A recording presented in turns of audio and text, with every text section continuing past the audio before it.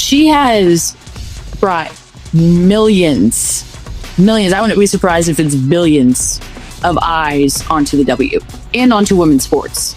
She is a Kobe Bryant, and that's how Diana was. That's how Sue was. Like, we've had these types of people, but this is just bigger because the media platform is bigger than it ever has been. I don't have an ego, so I'm able to just tell the truth. Like, if it was someone else, I'd be like, yeah, like Angel Reese, she's also brought millions of fans. You know what I mean? I think CATLIN has brought way more, but I also think she has too. Like, I'm just not naive, and I might be blonde, but I'm not fucking dumb. People who say I'm a clout chaser, no, I'm just being honest about why the league is where it is at. Give the girls the flowers. Like, Sophie Cunningham has had enough, and she's not sugarcoating it anymore. While the WNBA continues to trip over itself and disrespect the one player who dragged the league into relevance, Sophie is putting her reputation on the line. And here's the twist. What makes her defense of Caitlin Clark? If it wasn't for Sophie Cunningham's podcast, I never would have had this eureka moment. Sophie Cunningham came to the Indiana Fever in the offseason. She's been taking full advantage of every opportunity she's got. An opportunity on the court, ballin'. An opportunity to protect Caitlin Clark, did that. Off the court, endorsement deals. Off the court, advertisers are falling in love with her. We got Colin Cowherd saying, hey, Sophie, you want your own podcast? Sophie Cunningham says, sure, I'll take my own podcast. And what has Sophie Cunningham been doing on this podcast? Letting us in on some secrets? Yeah, I love that. Pulling back the curtain on some time? Yeah, I love that too. Hit harder than anyone else's isn't just what she's saying, it's the fact that she's been saying it since day one, long before it was fashionable or profitable to do so. Cunningham isn't hopping on some trend. She's been ahead of the curve, and now the rest of the league looks like it's playing catch-up. When the narrative was Clark is overhyped, Sophie was already praising her. this is what we've always wanted as a league. So, like, who cares who gets the credit? And if you're smart, you're making money off of them. Yeah. Like, you are literally making money from the viewership. And what she made the chirp was about how she didn't help plan the fucking Who cares? shirts. Like, who cares? You know what I mean? Like, I just hate when, like, people do stuff to get, it's like clickbait. Yeah. Like, you know, and there's so much clickbait, especially surrounding Caitlin. And so, like, it's just like, just be nice. Like, why can't people just be nice? Yeah. That's what I don't, coming from the girl who I was just saying, we just drags talked for 2 someone hours down. about how you fucking beat someone up. Just be nice. It's not that. When Phoenix locker rooms were plotting to show Clark what the W really is, Sophie was the one pushing back against the pettiness. She didn't wait for the ratings, the ticket sales, or the endorsement numbers to confirm what fans already knew. She spotted the Clark effect before anyone else had the guts to admit it. While some veterans couldn't stomach the spotlight shifting, Sophie was clear. This wasn't hype, it was history. And now that she's teamed up with Clark on the Indiana Fever, the WNBA suddenly has a new dynamic duo that the league office didn't see coming. It's like, okay, well, what has she done wrong? She's a great basketball player, so you might not think it's fair that she's the face of the league, and that's understandable because there have been fantastic players in the WNBA for a long time. But Caitlin didn't disparage them. She just came in and kind of changed the game with her style. So I think it's one of those things where you have to say, okay, maybe I don't think it's fair based on the previous women who have been in this league, but it's not Caitlin's fault. All she's done is elevate the game for all of us. And I think instead of being pissed off about that, you should be appreciative of that and say, maybe it's not fair, but it's not your fault. And I get other players, like they've worked hard and they've worked to build this league up over their time, and all of a sudden this young player comes in and now The disrespect wasn't just subtle either. Let's be real, Caitlin Clark led the league in fan votes over 2 million strong, but somehow players ranked her as the 9th best guard. 9th. That's not just a snub, that's an insult. And Sophie? She called it what it was, pure jealousy. While other players bit their tongues and played politics, Sophie went on her podcast and ripped the mask off. She said what everyone else was too scared to admit. Clark wasn't being judged by her performance. She was being punished for being too good too soon.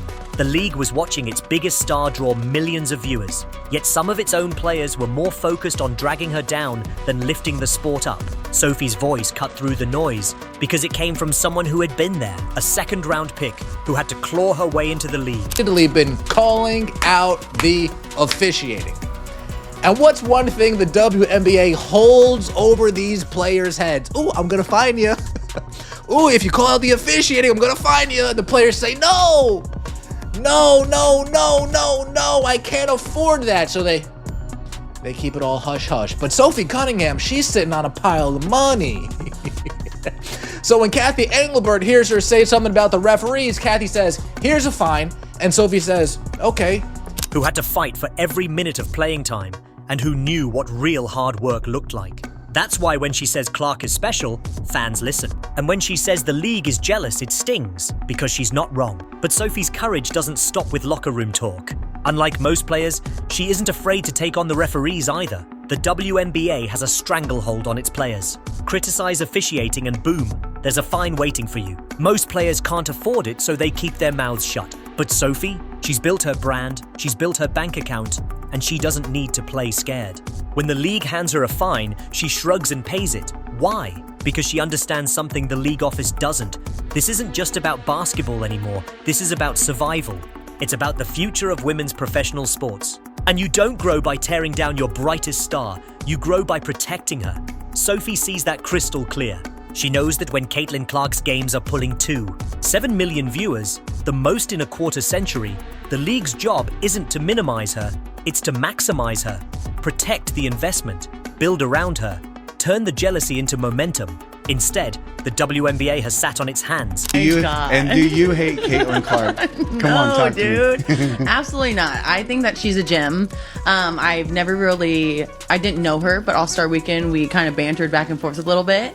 And she's lovely. She has a lot of pressure on her shoulders, and I think a lot of people always have a lot to say with people they don't even know or shoes they've never been in.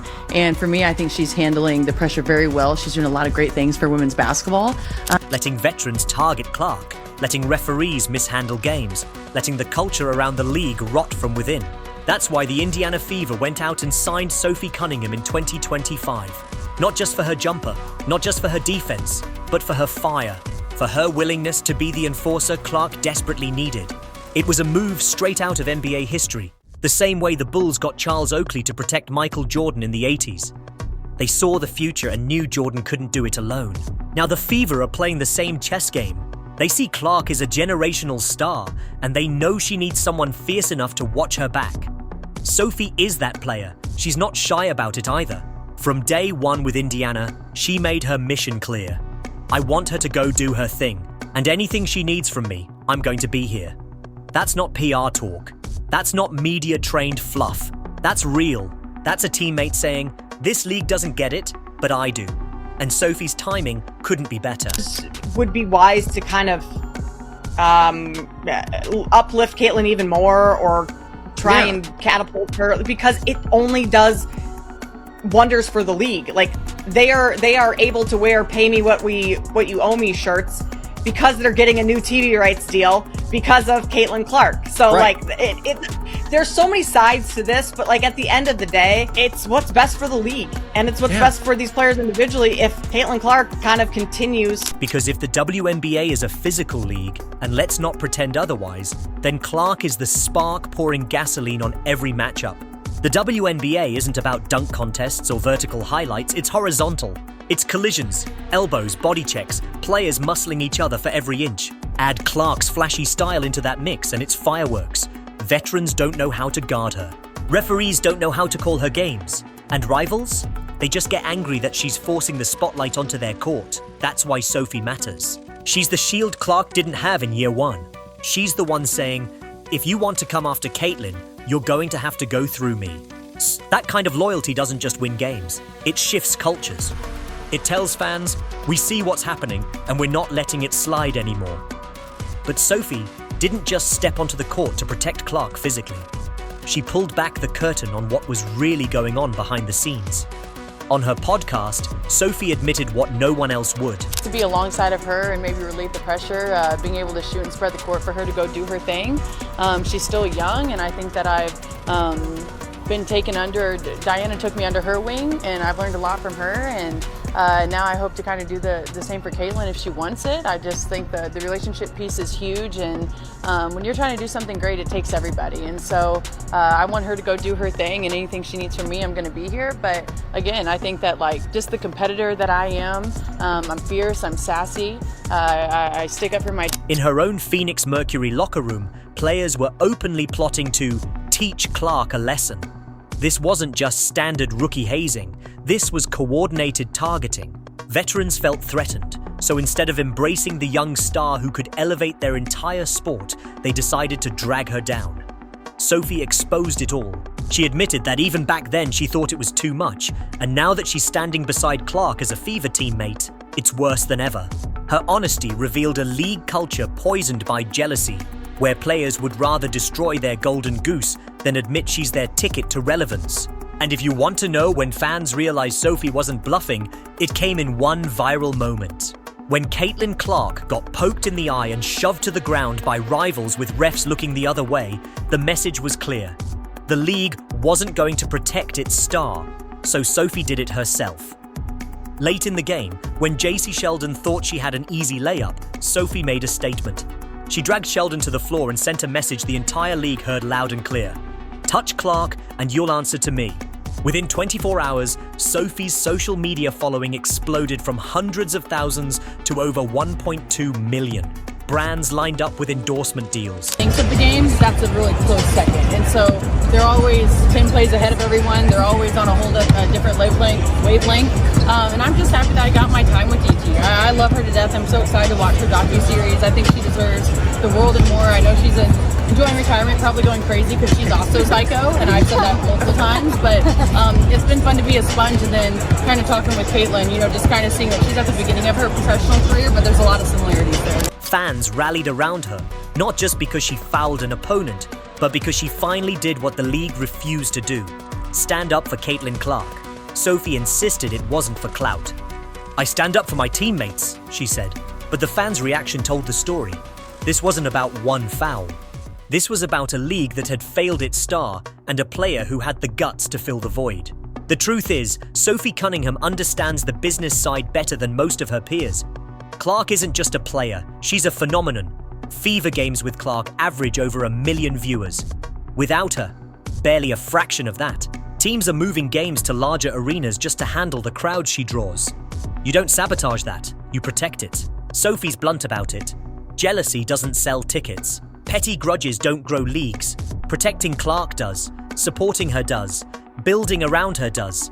But while Sophie is screaming that message into the mic, the league's leadership is covering its ears. That's why the contrast is so stark.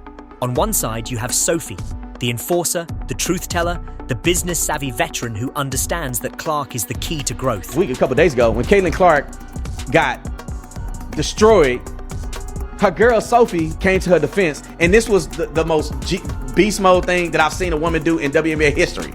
I'm not for the violence, you know what I'm saying? But I am for you saying, if y'all want to get busy out here, we can get busy out here.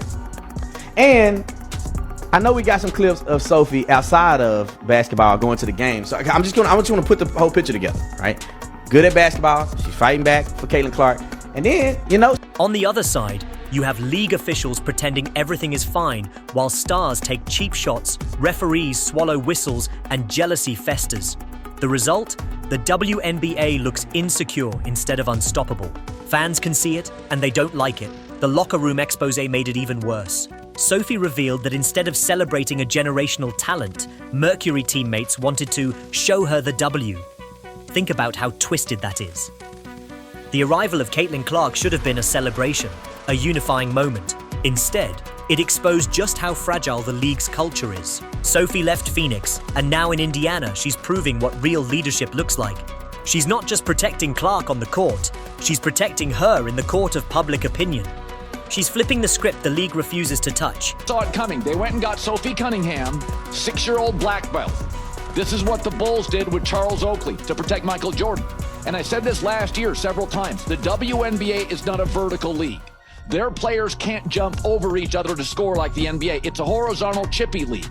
And you didn't watch the NBA for the last 10 to 12 years. It has always been physical and always been chippy. You get into a lot of collisions because there's no Ja Morant here. There's no Ant Edwards. They don't jump over. It's a horizontal physical league. And in CATLIN Clark now is like kerosene to the physicality flame. So you have physicality in this league, and now you get this flashy player, and they don't know how to officiate her, they don't know how to... And fans are rewarding her for it. While the WNBA leadership is busy maintaining the status quo, Sophie's cashing in with endorsements, podcasts, and a rapidly growing platform. Brands love her, fans adore her, and her message resonates because it's built on truth. That's the irony. The market is rewarding Sophie for defending Clark, while the league keeps punishing players who speak up. Which side do you think fans are going to choose? And this isn't just about loyalty. Sophie knows what's at stake for women's sports as a whole. Clark has brought in television ratings that rival the men's game. She's selling out arenas. She's drawing in casual fans who never cared about the WNBA before. That's not just rare. That's once in a lifetime. If the league can't figure out how to embrace that, then they don't deserve the growth they've been begging for.